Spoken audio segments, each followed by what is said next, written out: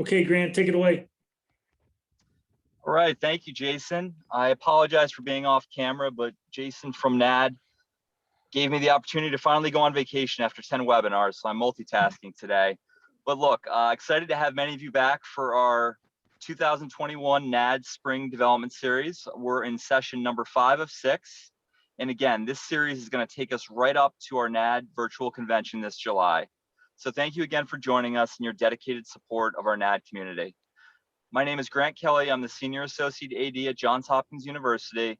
And I once again want to personally thank our NAADD digital committee members for putting together this series. We want today's discussion to be interactive, so please feel free to post your questions to the Q&A section, and we will do our absolute best to answer them throughout today's session. All right, so leading and moderating our discussion today is Jennifer Williams. Jennifer is the Director of Athletics at Alabama State University. Previously, she served as the Interim Athletic Director and Deputy Athletic Director for the Hornets for the 2016-17 and 2017-18 academic years. In 2018, Jennifer was appointed to the NCAA Division I Council, where she serves on the Football Oversight Committee as part of her council duties, and is in her 4th year as the Executive Committee member of NAADD. Jennifer also serves on the Women's Leaders in College Sports Board of Directors, the NCAA Board of Governors Committee to promote cultural diversity and equity, the Black AD Alliance, and was recently appointed to the Black Coaches United Board of Directors. Wow. I don't know how you have all the time, Jennifer. Jennifer currently resides in Montgomery, Alabama with her husband, Valdez, daughter, Harper Lynne, and son, Jackson. All right, Jennifer, take it away and good luck today. Thank you. Thank you, Grant. Thank you for that introduction and for allowing me to moderate this ever so important panel discussion. Now more than ever, athletic departments are focused on strategy supporting diversity, equity, and inclusion efforts. The social injustices witnessed during 2020 sparked this movement and has caused leaders to be more intentional regarding DEI and how that translates throughout athletic departments. Today, we will hear from 3 rock stars that are leading the way at their respective institutions in regards to DEI fundraising. Before I turn it over to Alejandra, Stephanie, and Joe to introduce themselves, I want to recognize the work that the NAADD Diversity Group and Working Group has done over the years. NAADD recognized the need for diversity in our profession long before it became the politically correct thing to do. And as a member of the executive committee and as a former chair of the diversity group, I'm extremely proud of the work that we are doing and will continue to do in this space. Now, without further ado, let's meet our panel. Alejandra, I'm going to start with you. Thank you. Thank you, Jennifer, Jason, and Grant for allowing me to be a part of this panel. I am the Director of Development at the University of North Texas. I've been here for 7 years and in development for 4 years. Awesome. Stephanie? Thank you, Jennifer. I'm very excited to be here. I am Stephanie Littleton. I've been with Johns Hopkins for 7 years. Within that, I've been in development for the whole time, but in athletics for the last 5 years out of that. Awesome. Joe? Thanks for having me, Jennifer. Joe Manhertz. I've been at Duke for 11 years, Associate Athletic Director, and sometimes often confuses the actor Denzel Washington, but just be clear, I'm not him. You had me fooled, Joe. So, first question, and anyone can jump in or I can just call on you. Tell us about your journey in athletics development. How did you get to the role you are today? Anyone want to tackle that first question? I'm looking at Stephanie, so Stephanie. Yeah, I'll start. So like I said, I started in engineering. I was a social worker for 2 years before I got into development. Realized that I really loved the idea of just working alongside people and empowering them. Social work was a passion for me. It was super interesting. And then I moved to Maryland. Down here, I realized that I kind of had the opportunity to look at that same strength of walking alongside people and providing resources, but I didn't know how that was going to look outside of that realm. Somebody offered fundraising to me. I'd never heard of it, like most of us haven't. I didn't know that that was a real job. But the more that I learned about it, the more I loved it. I started working in engineering and knew that it wasn't where I wanted to end up, but I loved this world of development the more that I was involved and ingratiated into it. Grant's office would come around to our staff meetings once a year, and I always knew, like, I want to work with those guys. I had a huge passion for athletics and sports, and Grant had really developed an office with a really strong reputation on campus for just being good at what they do. And so a position opened up at BJU. I jumped over there as soon as I could. And now the joke is they don't know how to get rid of me because we have so much fun and we love what we do. Wow. Awesome. Thank you, Stephanie. Joe, I'm gonna looking at you next. Tell us just about your journey. I got into it when I was a graduate assistant at Ohio State, and really was interviewing for graduate assistantships, and did the marketing, compliance. There was one in ice rink, and there was development. And I think to this day, I think Scarlett Schmidt, who really took a chance on me and gave me the opportunity. I remember saying, "Development, what is that?" And then she told me, I was like, "Wait a minute. You mean I can talk sports and money for a living? Sign me up." And I've been doing it ever since. So I thank Scarlett for giving me the opportunity, and all the folks at Ohio State that worked with me, and went to Syracuse and back to Ohio State, and now been here at Duke. So it's been a great journey with great people. But from that standpoint, Scarlett got me my start, and I thank her for that. Okay. Alejandra. So I started as a manager for the DePaul women's volleyball team when I was a student. And then I transitioned into marketing there. That's where Jennifer and I have known each other from, which is amazing. It was a fun start. And then at North Texas, I pursued my master's after I graduated at DePaul. And I started in marketing, kind of transitioned over into a full-time position as admin coordinator for our Olympic sports coaches. And that was really amazing, just getting to interact with them. But I found that I definitely liked talking with them more than reconciling their travel. So our CFO actually, she directed me to the marketing or to the development department. She said, you know how to talk to people, obviously. Let's see if we can hone those skills and translate that into fundraising. So Stacy Martin definitely helped me with that. And as soon as our new administration, they were set and came in 2017, I started full-time in development right after I finished my master's. So it's been awesome ever since. So each of you all are at different types of institutions. Talk to me a little bit about how your department has implemented DEI fundraising. What challenges or successes have you all encountered along the way? I'm going to start with Joe. Well, for us, it starts with Kevin White, and Kevin's been a champion for diversity and inclusion from the day he was born. And this is something that we've been doing long before I got here. But for us, it really started with programmatic, finding money in the budget before we started fundraising. Back in 2013, we had something called the Open Door Initiative, and that was helping underprivileged or underrepresented minorities get into college athletics, where they came to Duke and they applied for a position, and it was a 10-week internship where we paid for their housing, their meals and everything. And they came and they did a couple weeks with each department: compliance, marketing, development. And there's usually 2 to 3 of them. And they've helped us on different things. I can think of different projects that I've given them to work with over the years that are now into fruition. So for us, it really started there. And we're doing so many different things now where, as Kevin seeks to retire, there's things we're going to look to name in his honor to make sure they'd last and they're here long after he's gone. So we're working on some things that. But for us, it started at the top. Kevin's been about it. He's been doing a lot of different things. And making sure that we do it. But even starts in searches, we'll hire the best person, but he wants to make sure that we recruit a diverse pool and look at people that with all different backgrounds. So from that standpoint, so that makes the fundraising aspect of it easy, because when it starts from the top, it trickles down, from that aspect. So that's where it starts for us. Okay. Stephanie. So I would say, started more from the students, which makes me so much more proud of them the more that time goes on as I see their commitment to it. Prior to June of 2020, when everything exploded, we already had a group of students who were seeking to form some sort of association where their voices could be heard and they could work on policy on campus. They ended up becoming the Black Student Athlete Association, so they're the BSAA.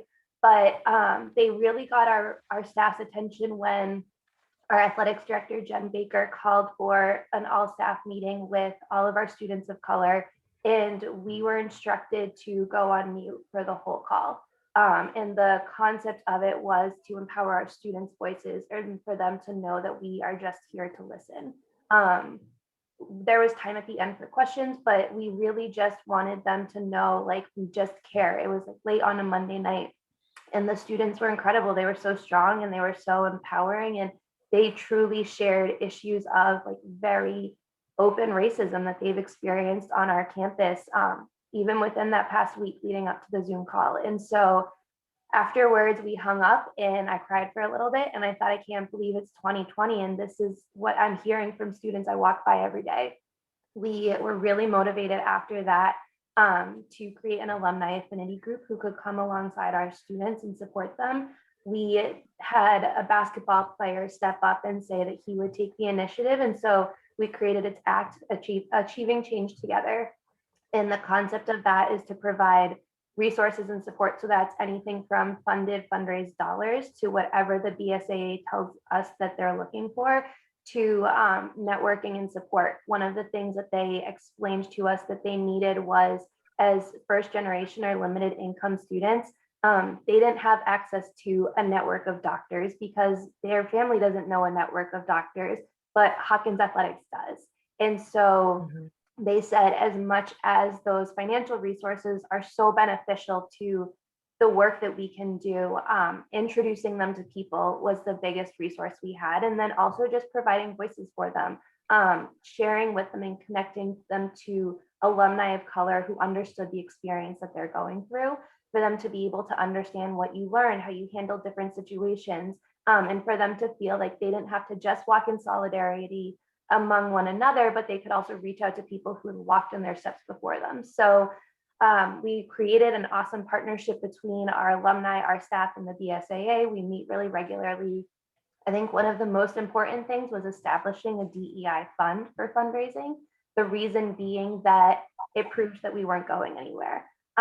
It really wasn't, if anything, about the money so much as it was showing that we had a separate basketball alumni step up. It was the easiest ask I've ever made. By the time I hadn't finished the question, he was like, I'm in, what's the dollar amount? Let's do it. He really understood the idea that this would tell our alums the messaging that we're going to keep fundraising for this for a long time. There's an account open for it. Anybody can participate. So it's been really fun. It's been a really neat way for a fundraiser to get to know student athletes really well. Sometimes I think we don't always get to be as student facing as we want to be, but I've been on a lot of Zooms with these guys and they're awesome. They're so fun, but they also are so intelligent. And so providing them a platform has been really great, honestly. Wow, awesome, awesome. Alejandra, talk about how the DEI fundraising has been implemented throughout your department at North Texas. So we started with our Unity campaign, and that is diversity, equity, and inclusion, all encompassing. So our student athletes actually are the main focus of that. And then we have several initiatives underneath that Unity campaign. And one of those is our Diversity and Inclusion Fund. But it also talks about voting, different resources for reading and honoring people and educating everybody and facilitating conversations. So we definitely started that, and it's very student athlete centered. And then as one of those initiatives is the Diversity and Inclusion Fund, which we just launched 2 weeks ago. We've had a lot of success with it so far as just response. And I think that honestly, our executive team has just been able to really listen to our student athletes, which is so important, and been able to let them have that voice that's truly underrepresented in our society. and in athletics in general. So I think that they've done a great job just making sure that our student athletes have what they need and they feel like we're moving in the right direction. Absolutely. So you all talked a lot about wins. I'm going to circle back to Stephanie real quick. You mentioned how you all established the DEI Fund to show that this is not a moment in time. This is going to be a continuous movement that you guys are going to be doing this for some time.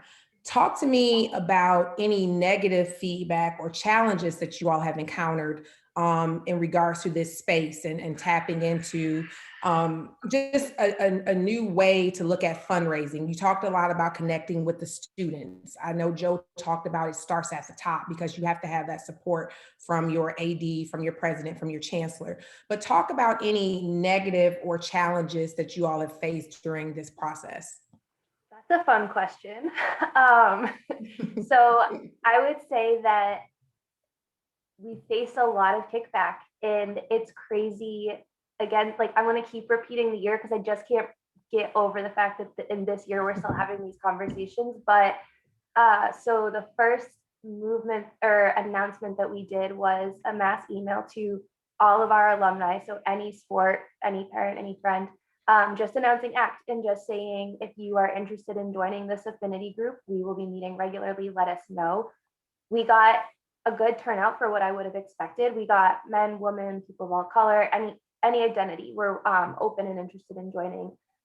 And then we got hate mail, and it was crazy. It blew me away with how direct and bold some people were willing to be and the things that they were willing to say. We had a similar thing with our lacrosse program. Did a really great DEI initiative for warm-up shirts before one of their games, and it was the same feedback of alums just shooting back really, really awful words and thoughts. It was really difficult. It was very hard to hear. I would agree with Joe that before we did anything, we were so fortunate to know that we had the support of everyone from the top. And that being Grant as our director, Meredith Rosenblatt oversees our office. We had full support from her. And then our AD, Jen Baker, did the same thing. And they said, you know what, keep going. Like, don't worry about it. We had trustees emailing us and complaining. And as that came up, Grant said, don't worry about it. Meredith said, don't worry about it. The concept being like, what we are doing is good. What we are doing is right. And we will always move forward for what we believe in. We would not have been able to do that without, honestly, the support of the people above us. I think one of the lessons that was learned, we were talking about this before, is it provided me as a fundraiser a little bit of an opportunity for a glimpse at empathy. Hearing the words and reading the words that were spoken back about just opening up a conversation about diversity was so painful and so heart-wrenching. And especially after having spent a full year getting to know our athletes who are walking every day in these shoes on campus, there's this overwhelming sense of like protection and care that was developed for them, that to know that how could you see these words about these students? And so it offered a really neat opportunity for our staff to be able to really dig our feet in even deeper and to say like, wow, it boiled to the surface a lot more issues than we even realized existed. And it's been a neat opportunity for us to be able to continue to want to move forward because it became a heart issue as much as it became a right versus a wrong issue. So it's tough. It's not always easy, but I think that we've done a really good job of being able to take those difficulties and to be able to turn them into opportunities to see things in a different light and to try to feel a glimpse into what our students are feeling. Mm-hmm. Joe, Alejandra, any challenges that you all want to share or tough conversations you've had to have along the way? We've had to walk away or had donors that are giving six figures annually walk away because they don't like the direction of where the university is going or the athletic department's going. And, you know, that's, I don't care who you are, it's tough to see someone giving that amount of money walk away from you. But, you know, understanding that at the end of the day, you know, it's an education thing. Like, I'm not going to try and change anyone's mind. And for my colleagues that aren't Black, they've had a lot more conversations. You know, those of you who know me, I'm 6'6". You know, I like to say 280 pounds, but we won't go that one, but close to that. So people won't kind of get confrontational with me at times. But understanding, like, you know, there's a group of football alums that all graduated in the early 60s that were just angry. And, you know, my colleague Jack Winters and I got on a call, you know, and understanding there were probably about 12 of them. And some of them were just so angry and talking about Black Lives Matter and the organization and what they're doing with the money. And it was just like, man, like, I have not given a penny to Black Lives Matter. Our student athletes have not given a penny to that cause. But what they're hearing is Black Lives Matter as a movement is what they want you to hear. And these guys would not come off it. And it was just really telling. One of them got so upset he hung up the phone. And then, you know, from the standpoint of, you know, then he was a keyboard warrior, and in emails he wanted to have the debate. And I said, look, man, this is not a platform I'm going to have that debate with you. I'll talk to you. I'll have a beer with you and we can talk about it, because I'll tell you about my experience. You know, what Black Lives Matter means to me is my kids going out for a jog and not getting accosted running around our neighborhood. You know, that's what it means to me, just going out and running and not being accused of stealing something and coming home. And so, but they just didn't want to hear it. And so on the same note, some of those guys didn't give a penny, but they wanted their voices heard. And I can't say to them, hey, you're not giving us anything. I'm not going to waste my time with you. Because as soon as I say that, that's the only message that's going to get out. And so you have to listen, you have to have that conversation. But, you know, at the same time, like, I'll talk to you, but I'm not going to go back and forth over an email. One, because you can't get the context in email. And it's just, if you're a keyboard warrior, you got so upset, you couldn't have a conversation with me, but you want to call and ask me questions, what I think about things over email. Thanks, I'm good. You know, and I think from the standpoint, like, you know, when they say things and send racist jokes and say, but I'm not racist, you know, I find there's more space, there's less traffic on the high road. And so just take the high road and keep it moving, because at the end of the day, when our student athletes start winning and we're going to championships and bowl games and tournaments, they'll come back. And, you know, but at the end of the day, if you're with the kid right now, last summer, really, we needed to show our student athletes that we hear them and we're with them. And that's one of the most important things, because if we're in the kid business, you know, the kid's voice is so much stronger than when I played back in the 90s and prior to that. And so the student athlete's voice is strong now. And so we got to listen to it. Absolutely. Alejandra, do you have anything to add? Yeah, we definitely had some tough feedback as well, especially during our women's basketball season when our team kneeled during the national anthem.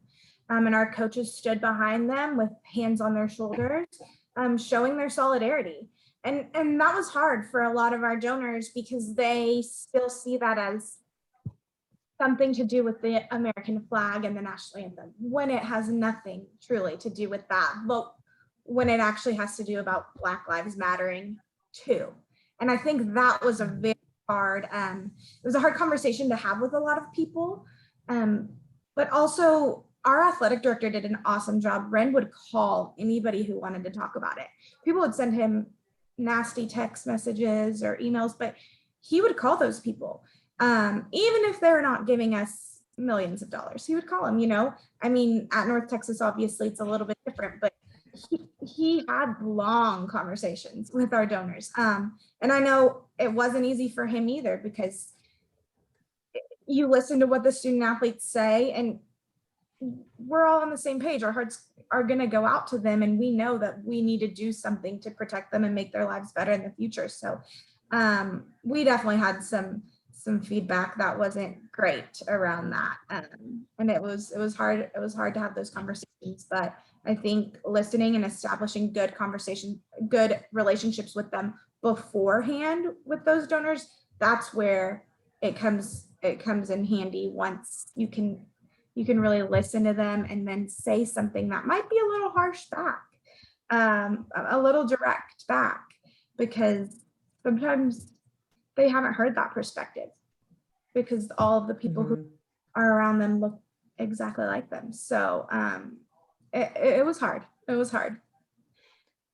So just listening to you all talk, when 2 years ago, the role of a fundraiser, I don't think we could have imagined that we would be in this space and having to have these conversations and educate people on the importance of diversity, equity, and inclusion. It's, obviously times have changed. 2020 definitely showed us some negatives that we have to work on as a society. Talk to me how this has stretched you as a fundraiser. How have you grown in this space? Because it takes a lot of just being able to have those conversations, a lot of guts to be able to have those tough conversations. And Alejandra, you talked about how you were able to have that conversation because of the relationship you had established. And we know as fundraisers, we are in the business of relationships. It's about genuine relationships. So talk to me just about how your roles have developed now that we're in this new age of DEI being at the forefront of looking at different, initiatives in terms of fundraising. Well, I used a lot of personal examples. I'm a woman of color, but I do present as white. And so some people, even though my name's Alejandra Lopez, they don't, they just see me as Mexican. And so I did use a lot of personal examples, which to the right people, because for some people they don't care, but to the right people who I had good relationships with, who I knew, okay, I think I can talk to them about this and they'll listen to me. Because it's exhausting, right? If you're talking to people, you can't talk to everybody about it because it's exhausting because they're not going to listen to us at some point. And also, to be quite frank, like I'm in an interracial relationship. My boyfriend is African, and he's a physician. And he has told me a lot of, just awful stories. So, and they know him. So it was kind of awesome to be able to talk to them on that, in that regard as well, because I hate that it has to come down to that. But when it affects somebody you know very well and somebody that you love, it will change their hearts and minds eventually. But that is a hard place to be in. And obviously not every time, it's not a foolproof method, but I did have to get pretty personal, I feel like, with some of our donors, and it was a rewarding experience. And in the end, this donor that cried when we were when our women's basketball team was kneeling during the national anthem, they were the first to give when we launched our initiative. And I think it has to do because all of us had tough conversations with them, but they finally, I think, get it to some extent. They're in their 80s, they might not totally get it, but to some extent. Anyone else want to, Joe? I would piggyback off that one. Jennifer, I think the first thing that as a fundraiser, you're paid to have the tough conversation, in the uncomfortable conversation. And so that's part of it. I think what this has done, and even where the country is, the politics in that aspect of it, there's donors that are far right. And if you know me, I'm on the left, where I can have that conversation with them, whether it's joking, but really have a true conversation where, hey, listen, I'm not trying to change your mind. You're not trying to change it, but let's talk about it. And there's folks that you can't have that conversation because they're listening to their aspect, and whether it's on the right or left, you're going to listen to something that affirms what you believe. You're not going to have an open mind. And so having that conversation, but really what this forced us to do is address it. And the people that don't want to address it just say, there's no problem. There's no problem. Like you think back to 6-7 years ago when there was a Black president and the issues that created. And sometimes that would pop up and oh, it's you. Like so it's one of those things where you're always going to have people from different political views have their talking points, and they're going to hit home with them. And so you've got to dance around that, where sometimes you have to eat it. Sometimes, it's now eating it, you don't have to eat it as much, where before, maybe 10 years ago, it's kind of just, let's dance around this one. And now, hold up, wait a minute. let's address it. Let's unpack that. And that's easy for me. I'm comfortable who I am, but now people who are uncomfortable talking about it, it just made it easier for them. Because on the flip side of that, I've had donors call me and say, hey man, what happened was awful. I just want you to know I'm here for you, whatever I can do to help you. You know, I had just as many of those calls as the calls that say, hey, this is ridiculous. You guys are going too far. And we had a unity fist on our helmet, and it had that fist. It was black and it had unity words on it. But again, the folks that didn't want to listen, well, you got the Black Lives Matter fist on your helmet. Like, no, we don't. But if that's what you want to go with, I'm not going to stop you. You know, like we don't. Take the time to educate yourself. I'll tell you what we have, but if you want to say that, we don't have that. And so, you know, having that conversation, what 2020 did for us is made it okay for everybody to say, hold on, let's not go there, or hold on, let's unpack it. I think from that standpoint, it really has helped us, you know, remind the folks that we work with, like, look, you get paid to have the tough conversation. If you want to address it, address it. You know, again, if there was a menu or a cookie cutter way to do it, we'd all do it. But again, it really depends on how your situation, because we all know probably our best donors are on the right, you know, and so we're universities for the most part are on the left. So you've got to make that dichotomy. And I think the one thing that what we say is, look, at the end of the day, we're on Team Duke. You know, when we're sitting in a game watching us beat Carolina, you know I was getting with that, Jennifer. You know I was coming with that. It was going real smooth here. Watching us beat Carolina, we're not talking about politics at that point. We're all on the same team. And so when you can meld that together, like, hey, leave that stuff at the door. But at the end of the day, it gets back to the kid experience, the student athlete experience, and why you're here. Because you're on Team Duke or Team North Texas or Team Hopkins. You know, that's what it's about. If it's more than that, come on, it's not what it's about. It's about these kids and their experience. I jumped in real fast too. One of the things I would say is I think that at times, and I felt this in the beginning, as a white woman, it can be really difficult to figure out where you fall into what does it look like to champion DE&I. And I think that NAADD is such a front runner in growing diversity, which is one of the reasons I'm so proud to be a part of NAADD. But that being said, for all of the people who might look like me, which is still the majority, one of the things that I learned as a fundraiser is that I have a voice and I have a platform and I have the ears of an audience that our people of color might not have yet, but need. And so it's not my job to share anyone's story because that's not my story. It's not my job to share anybody else's feelings because those aren't my feelings or my experience.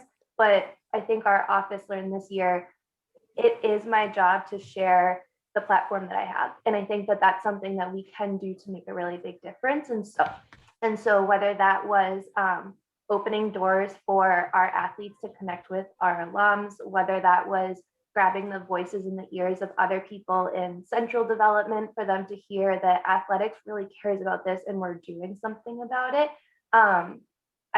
We've approached it as, let me listen, let me empower you, and then you can take it from here. But I think that that's a neat way that I've been able to realize that I can empower and work within this space while still honoring and respecting the stories of people who I'm fully supportive of, but I am not them.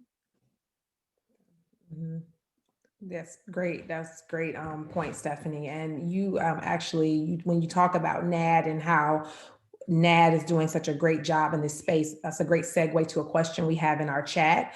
So I'm going to go a little off script here. How can we increase and empower the hiring and promotion of diverse fundraisers within our industry? Anyone feel free to jump in on this question again from our chat from one of our viewers. To me, recruit them. You know, there's no recipe for it. You've got to do the work. If you want diversity, go get it. You know, from the standpoint, if you want a gift, go get it.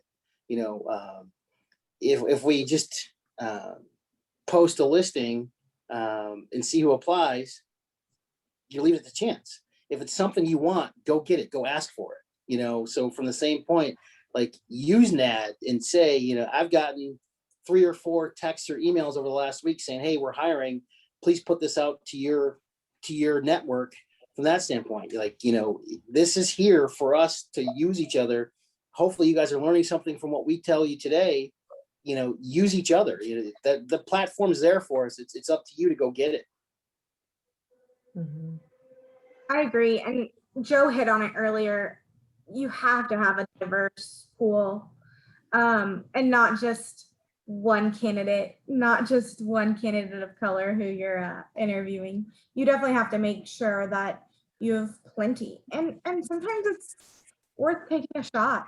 You might have to give somebody a chance. Maybe they don't hit everything on your resume, but you feel, or everything on your qualifications list, but you feel like, oh, okay, this person's personality fits. I really think that they can reach an audience that I can't, or that the rest of our staff can't. Maybe it's worth taking a risk, taking a shot. I mean, a lot of times, you know, candidates of color haven't had as much experience, unfortunately, or they started later in the game or whatever it is. So they may not fit every single qualification. But if you feel like it's right, and you feel like you as a staff can also, you know, help maybe where that person needs a little bit more guidance, then take that chance. Yeah, and I would say access your network.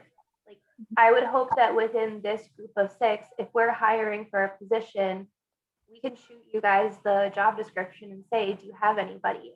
Because even though I might not have that person of color in my network, that doesn't mean that I don't have other people who might know somebody. So just really use the access to the people that you have. Absolutely. I hope everyone's taking notes, because I'm taking notes here. Some great information being shared. Want to jump back to talking about just some of the DEI fundraising.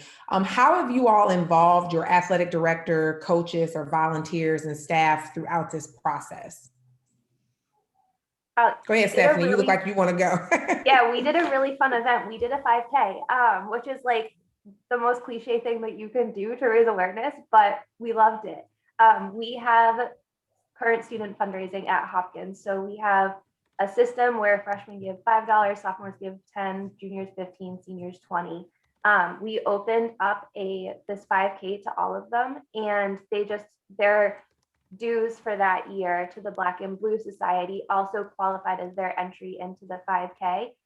They got a water bottle for participating, and then any team who had over 60% participation got a catered meal from BJU as a thank you for what was done.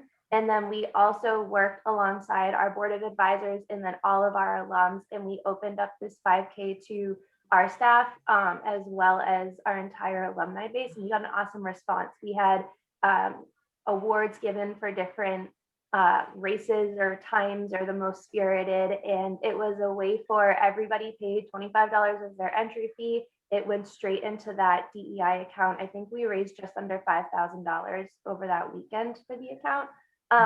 And it was more so that $25 isn't going to be what makes or breaks the account, but it was the department coming together in unity.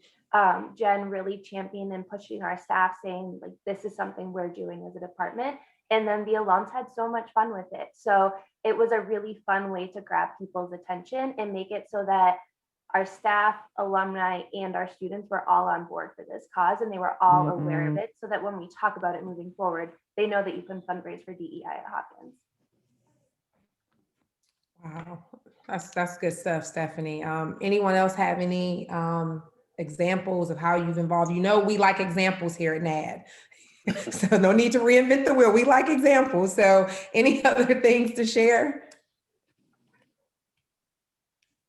We haven't mobilized the fundraising aspect of it. We've done more of really coming together to talk about what we need. We've implemented a speaker series. We've got affinity groups on staff. There's a women's group, a Black staff group, and we really have, speakers address them. And so we're still in the stage of there's so many different priorities to mobilize it.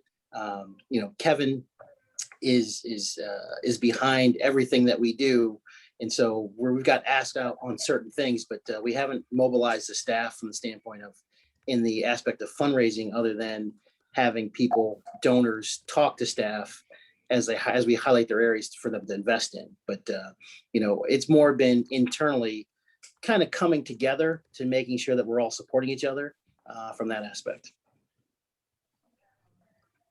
Our athletic Thank director, you, Alejandra. and our athletic director actually gave first gift. He gave the first pledge, and when we had our release, we mentioned that the pledge of $5,000 for this year, and that was huge for us to be able to use to show that there's action behind those words, right? He's personally going to do something, and I think that shows our student athletes that, wow, okay, money talks, and so that's a big deal for us. And I think that our senior associate athletic director for compliance, and also our chief diversity officer, Natasha Oakes, she's just done a fabulous job making sure that everybody knows about it. We have every Friday we have a unity shirt that we can wear to work, which is nice if you want to be a little more casual. So I like that, especially after COVID. But they've done a great job.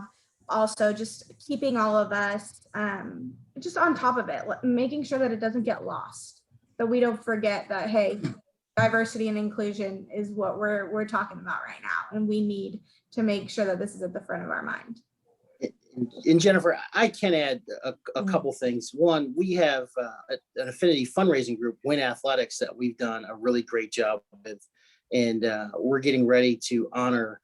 It started out as 50 years of Title IX, but it's really 50 years of female student athletes at Duke. And so we're getting ready to do an initiative, not a campaign, an initiative for 50 for 50, trying to get 50 people to give $50,000 to women's athletics issues, whether it's scholarships or endowments for female student athletes, capital projects, or even the Win Athletic Scholarship. So from that standpoint, really trying to mobilize that aspect of it. But the affinity groups for women's athletics, Kelsey Kearney on our team's done a great job leading that, and we're behind her, and we give her everything she needs to be successful. Awesome. So you all, we have a chat that also, in addition to the chat, we have another Q&A with questions. So I have a lot of questions, and I'm going to pull from here. So one question is, how have you all balanced the leaving it at the door versus being intentional in showcasing to donors that DEI initiatives are important hallmarks of today's student athlete experience, especially given how political our society is right now? You want to hop in and tackle that? Well, the balance is we're kind of forced, because we're still not out seeing people and having the conversations at the moment. So we're really kind of on the intake. We're not playing offense the way we normally play offense. So once we're unleashed, there will be no balance. Like for us, I like it to the Cheesecake Factory menu. We're going to give you a menu of all these things that you wanted, that we need. You pick. And so from that standpoint, everybody's got a million needs, but having that intentional conversation is, hey, this is important to us. This is important to the student athlete experience. This is important to the department. So however the donor wants to have that conversation, we'll have it. But I think for us, we're still kind of navigating the virtual world versus the in-person world. And I think we're going to do a really good job of that once we're in person. But, to our team, I tip my hat. We've done a great job in the virtual world. And now we're trying to figure out, once we're back, how do we keep that momentum? Yeah, I would say, piggybacking off of Joe, we're big on being donor centric, and we have sports specific fundraising, which we're really fortunate to have. And so offering different accounts that you can donate to is a very natural part of our gift conversations anyways. And so I think throwing DEI in there is very easy. In terms of the rest of your question, Jennifer, I would just say, for anybody who asks me about it, it's not political for us. Like, there's no part of seeing people equally that has anything to do with politics in my mind. And I would die on that hill. And so for anybody who were to start to say you're leaning too far left or you're leaning too far right, I would say like, no, we're just leaning into people. Like our students have told us they're hurting. Our alumni have told us that they hurt during their time here. And we are looking to make anyone who walks into our doors feel welcome and accepted and part of our community. And beyond that, there's really not a conversation to have. Great answers, guys. Alejandra, did you have anything to add before I jump to the chat is over here really jumping right now. So No, great job, Stephanie- everyone. Stephanie and Joe killed it. Go ahead, get that chat. All right. So I have a question, another question. How have your departments engaged with broader campus community on mobilization of these efforts, whether it's awareness, fundraising, hiring practice, et cetera? Alejandra, do you want to tackle that one?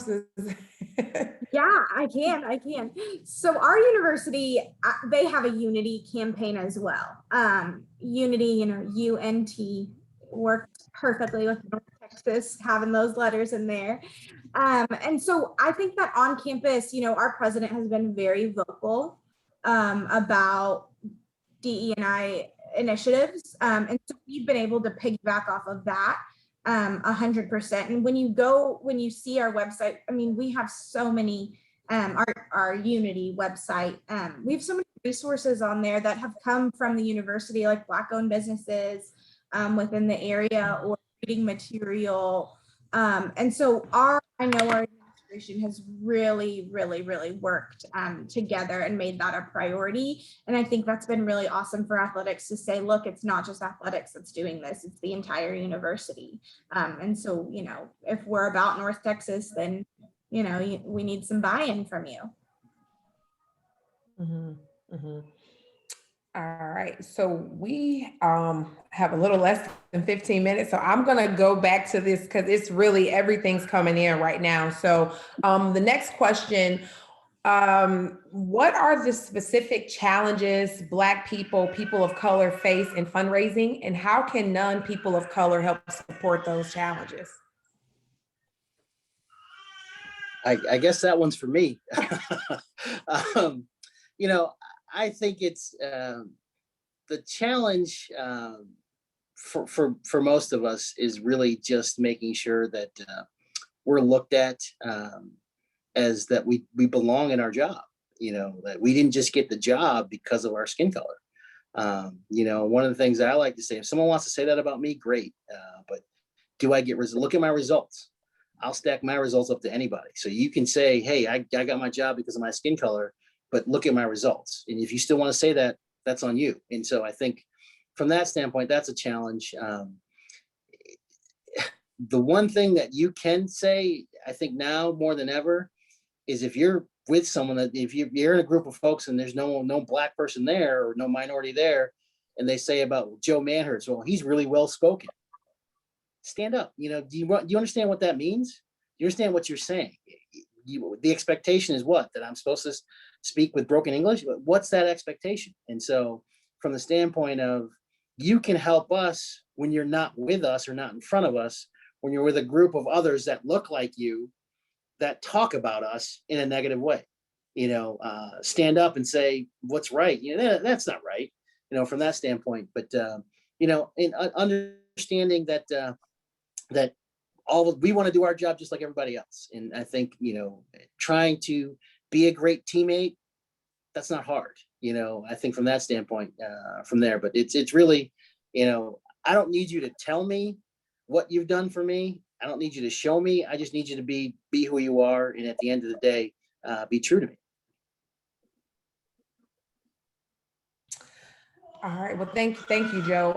Another question we had come through, have any of your institutions identified resources to better help prepare? And this person asked about ethnic minority fundraisers, but I'm going to say any fundraiser to better understand how to approach DEI discussions. Has there been any funds for training? Because this can be hard, not everyone, just because you're a person of color doesn't mean you're well-versed in DEI or you understand. So have any of your institutions set aside funds to better assist you all with just training or having those tough conversations around DEI, social injustice?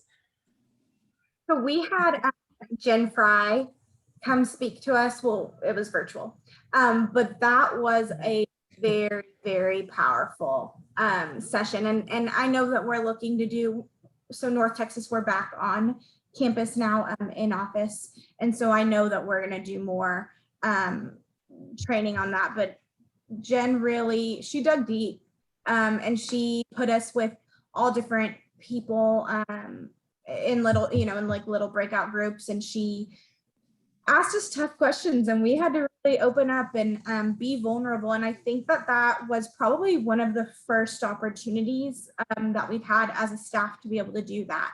And this was last summer. And so I know that with the initiative, one of our pillars is to have more conversations and to have more training.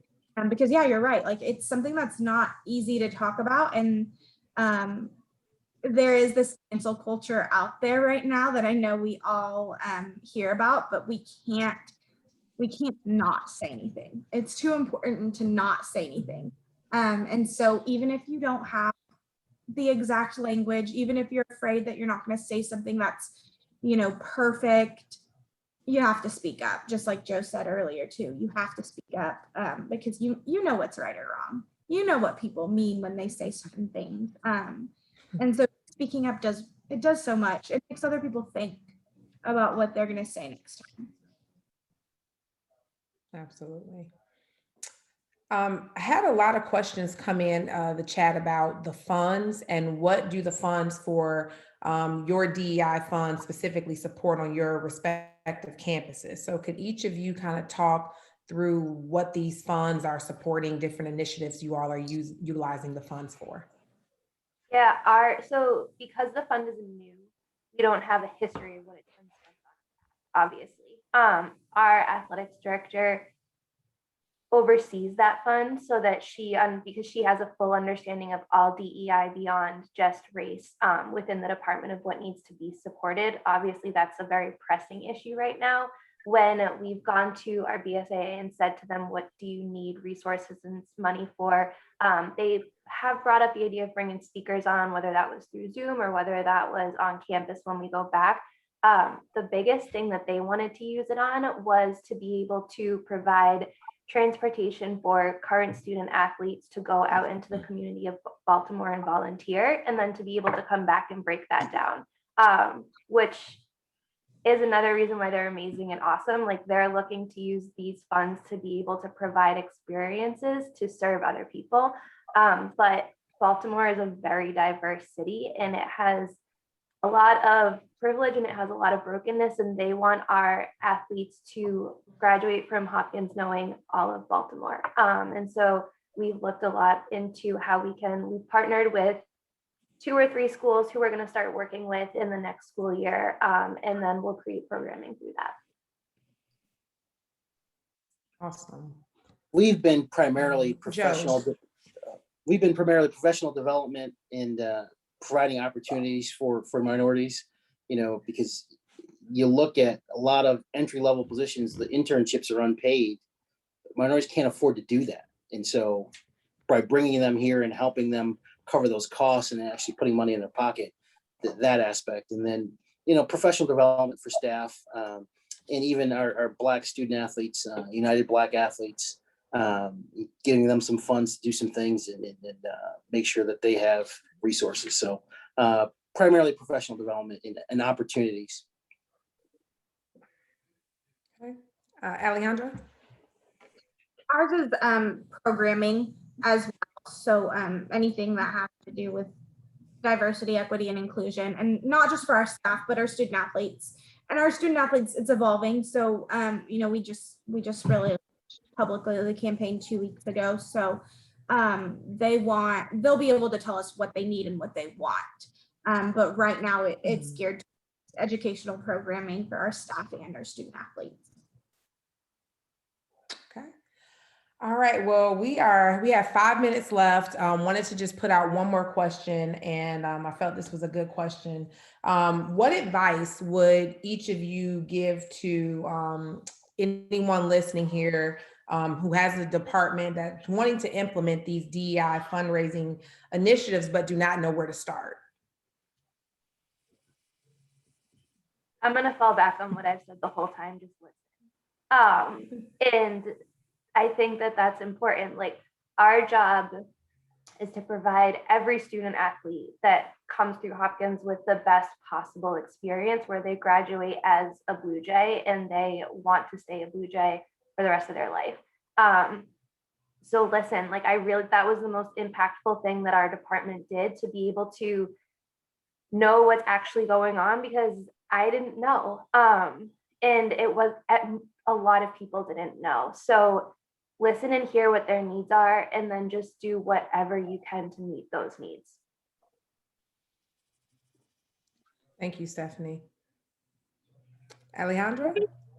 I think starting internally is really helpful. So start with, asking your athletic director to make a commitment and to say that publicly. To asking all of your head coaches as well to make some kind of commitment to your fund, and to just run with it. It can evolve. It doesn't have to be perfect. It doesn't have to launch during Black History Month, or, it can launch whenever. It's never too late. And I think that's something that people are like, well, the momentum. No, we need to keep the momentum there all throughout the year. It cannot be just one month. It can't just be a Women's Month or a Black History Month or a Latino History Month. It has to be a year-long and decade-long campaign that is really, or else the momentum's not going to ever be there. You have to create that. And I think that use your student athletes' voices. They want to be heard, and you can do that. You can give them the chance to tell their story. And there are so many out there who can tell much better stories than we can, because they're going through it right now. And so I think that just start, ask, don't be afraid. You're gonna get negative feedback. We all have, but you'll make it through. And ask any of us to support you, and we will. Mm-hmm. Yeah, I would echo both of them, and just, we're a Nike school, just do it. Just do it. Pretty simple, just do it. Mm-hmm. Well, I want to thank each of you all for just being transparent, honest, open, and having the dialogue to discuss what you all are implementing on your campuses and just your experiences that you faced. So thank you so much. We still have a lot of questions, so people may reach out to you all. I know Joe, Alejandra, and Stephanie put it out there that they're accessible, so please do feel free to contact them. But thank you all for allowing me to moderate this panel. I've learned so much, tons of notes that I'm willing and going to take to further implement on my campus as well.